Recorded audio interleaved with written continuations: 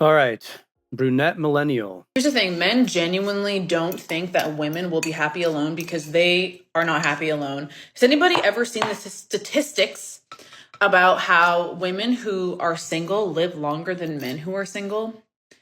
And that's primarily because women are responsible for the majority of the emotional, mental, and sometimes physical labor in a relationship or a family dynamic. Okay, so time to dispel this lie. All right. The main reason there is such a difference is because what is defined as single as a woman is different than is defined as single for a man. Okay, so let's get into this a little bit. When you're a single man, what it means is you have no women, okay? No women that are showing you any kind of affection at all, okay? So when you're completely lonely, you have no options whatsoever. This is what it's like being single as a guy, at least for the majority of men. Women get the luxury of calling themselves single, but still getting all of the benefits of masculinity. The only thing they're generally not getting when they call themselves single is sex, but let's be honest, most of the time, even when they're single, they're still getting that as well. The main reason it shows up this way is because you can't really attack the survey data that easily. If a girl says she's single on a survey, does that also mean that she's abstinent? And if she says yes, is that the truth? Or is it partially true? Or 3/4 true? You get my point. I think this is also combined with the fact that men have been conditioned for the last 3 generations to need women to live. We're currently in the midst of a massive change in society, and I'm willing to bet that this is going to change drastically in the next 10 to 20, maybe 30 years. What you find often is the data lacks a little bit behind the actual reality, especially when we're talking about human dynamics. Let's continue. I've been having this ongoing conversation with one of my guy friends, and he knows that he is actively settling for the girl that he's dating. Guy friends. Okay, this is a great example already. That guy friend likely offers her all of the benefits of having a man around without the sex part. Most of the time, for guys that are chronically single, they don't have girlfriends. The reason they don't have girlfriends is because it makes them feel bad. In order to have a friend that's a girl, you typically have to put out a lot more benefits than you receive. This is often why you see guys that have a lot of girlfriends are more tilted to the feminine side than the masculine side. He said to me the other day, yeah, there's going to come a time when you're going to have to settle. I said, settle? For what? I don't need a man. Like, of course I want to have a relationship and a family and all those things, but at what cost?